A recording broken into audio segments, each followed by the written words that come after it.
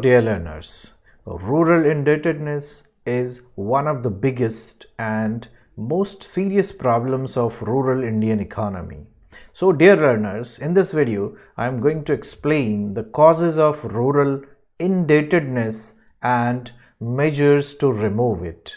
If you find it useful, please like it, and if you have not subscribed my channel yet, please subscribe it. So let's start with the topic causes of rural indebtedness. What do you mean by indebtedness? Indebtedness means an obligation to pay money to others or from whom you have borrowed. In rural India, the poor farmers and laborers are unable to repay a loan and accumulate it gives rise to problem of rural indebtedness.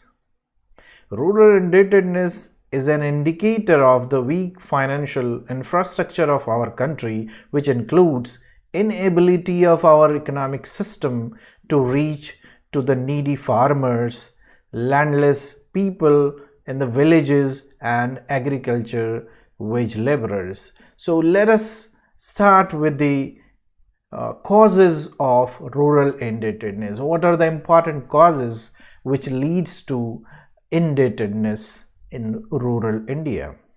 The first and important cause of rural indebtedness is low income and poverty.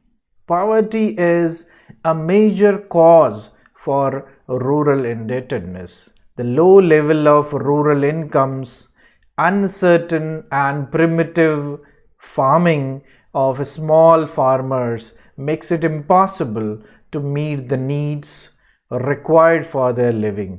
Often, the rural people take debts to meet these needs. So, the low income and poverty becomes the important cause of rural indebtedness. Next is backwardness of agriculture. This is an important point. The Indian agriculture is backward. Indian agriculture depends largely on unreliable rains for irrigation. If there are no rains or untimely rains, the entire crop is lost and the money spent in the agriculture goes waste. So as a result, the loan taken for the productive purposes also becomes a burden, leading to indebtedness of the farmers. The second important cause of backwardness is illiteracy. This illiteracy also becomes cause for rural indebtedness. Illiteracy, ignorance, conservatism, superstitions of the rural people stand in the way of taking progressive measures in agriculture and land development on scientific basis, which keeps them backward and becomes hurdle in the way of development. So this is the second point. Next point is inherited or ancestral debts. Most of the rural debts are inherited from the past, which increases with the passage of time. As per law, an inheritor is liable to the repayment of debt only to the extent of the property inherited by him. Despite this law, the rural people continue to repay the debts of their forefathers as they are not fully aware with law, as they are illiterate. As these people are bound by the traditions and values, they regard it as their sacred social duty to repay the debts of their forefathers. So this also becomes an important cause of rural indebtedness. Fourth cause is unproductive and wasteful expenditure of the loans. In India, religious beliefs, social customs play a dominant role. The farmers in rural areas spend a lot of money for marriages, birthdays, festivals, etc. beyond their capacity. This type of expenditure is incurred by obtaining loans. So these are unproductive loans. Farmers cannot repay them easily. So this also leads to rural indebtedness. So if you are taking loan for productive purposes, then it's fine. But if you are taking loan for consumption purposes, wasteful expenditure, that certainly leads to indebtedness. The next point is wasteful expenditure in social customs. Rural people are custom bound. They spend, in fact, in India, majority of people, whether you are in rural area or urban area, but in rural area especially, people are custom bound, and they spend a lot of money on social customs.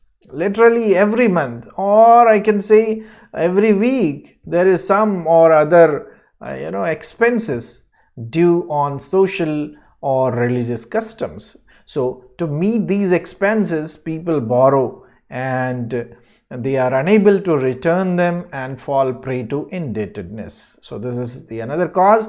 Next is uncertain monsoon. Indian irrigation depends on monsoon, largely depends on monsoons, and failure of monsoon causes indebtedness of the rural farmer. In most parts of the country, agriculture depends mainly on rainfall. And the monsoons we know that it is uncertain and untimely, uneven, so this results in drought or famine. Farmers will be forced to borrow money to maintain their families. Also, during famines, they are unable to repay debt. So it is said that Indian agriculture is gambling with monsoon. Next point is poor financial inclusion. In my view, this is a very important point. Financial inclusion. What is it? Financial inclusion is defined as availability and equality of opportunities to access financial services. It also refers to a process by which individuals, businesses can access appropriate, affordable, and timely financial products and services. These include bank loan, equity, or insurance product. It is well known fact in our country that people in rural area don't have availability and equality of opportunities to access financial services provided by the banking system. So all this compel people in rural area to borrow money from local money lenders at a very high rate of interest, and ultimately it leads to debt trap or rural indebtedness. The next point is waste of money on litigations. This litigation or court cases also contribute to rural indebtedness. People make frequent visits to the courts because of disputes and quarrels on boundaries. These quarrels leads to big problems like police complaints, court cases, etc., in which farmers spend a lot of money. The farmer has to borrow to meet court expenses. According to Reserve Bank of India estimates of 1980-81, about 5 million farmers attended courts, wasting about 10 to 11 crore rupees. So this way we can say that this money spent on litigation also become cause of rural indebtedness. Next point is faulty money lending system in India. The money lenders are also responsible for rural indebtedness to a large extent. The interest rates charged by the money lenders are very high. Sometimes the interest may be compounding, hence the borrowers cannot repay their debt. So this faulty and unregulated unorganized sector of money lending contribute to rural indebtedness. The next point is weaker marketing system of banking facilities and services. This is also one of the important causes of rural indebtedness, as farmers are unaware of banking facilities. They don't know what are the facilities and banking services are available for them. So there is a lack of or weaker marketing of those services by banking or financial sector. So because of all these reasons, rural indebtedness is caused. So what is the solution to it? How we can remove it, and what are the measures available to remove rural indebtedness? Let us see. The problem of rural indebtedness can be solved by two means. Firstly, to reduce the present burden of indebtedness, the measures which can be taken are as follows. Number one, cancelling all debts paid to the money lenders by the farmers, which are already, which are more than the principal amount itself, and debts which are already being repaid, and still stand in the accounts of books of accounts of money lenders, and debts are created by the money lenders by fraud.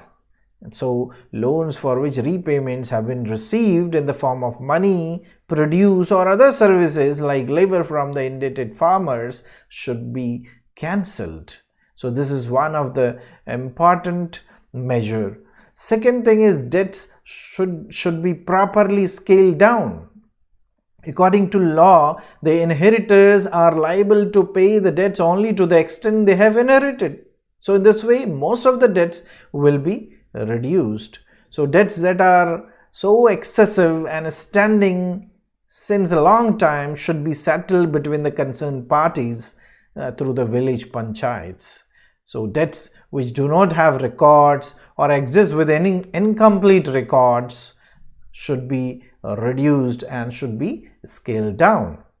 Third one is the remaining part of debts. After cancelling and scaling down whatever is left, that should be handled by the special institutions such as banks. Such banks pay the amount to the money lenders on one hand and recover the same from debtors on easy terms, so that they should not be exploited by the money lender. So these banks collect funds and provide credit facilities to the debtors. Next is how the second set of measures, how you can stop indebtedness in future. What are the measures which can be adopted? So the first in line is steps to increase the income of farmers. Why they are indebted? Because they are poor, they have less income. So you need to work on how farmers' income can be increased. So the income of farmer should increase. They could meet the unproductive expenses and are not forced to take any loan. So in order to achieve this goal, it is necessary that the agriculture should be conducted on scientific basis and not depending totally on the natural climatic factor. So there is a need of augmentation of irrigation facilities, there is a need of land reforms, and there is a need to provide market access to the farmers. So all these factors taken together can help the farmers to earn more. The next is the panchayats should try to solve the village disputes at the panchayat level itself and try to prevent them from going to the courts of law, which need heavy expenditure. So the panchayat can also play a vital role in settling the dispute at the panchayat or village level itself, so that the farmers may not go to or need not go to the courts. So this is the second point. Third point is information regarding the laws and their implementation should be given to the villagers so that they do not get into the clutches of the money lenders for generations, because the local money lenders are really exploitative, and if farmers fall prey to this local money lenders, it's very difficult to get out of it. So this information regarding all these laws and its implementation is another important measure to stop future indebtedness. Next is adequate credit facilities on reasonable terms should be arranged to the farmers, and so that they get adequate access to the credit facilities. So this can be done by developing cooperative credit societies and elimination of private money lenders. So this above mentioned two types of measures should be carried on simultaneously so that this problem of indebtedness can be solved. So mere prevention without any preventive measures for future would not help the situation. Moreover, there is every possibility of this evil to rise again and again. So both these measures should go hand in hand so that the problem of indebtedness vanishes completely. So this is all about causes of rural indebtedness and the measures to remove rural indebtedness.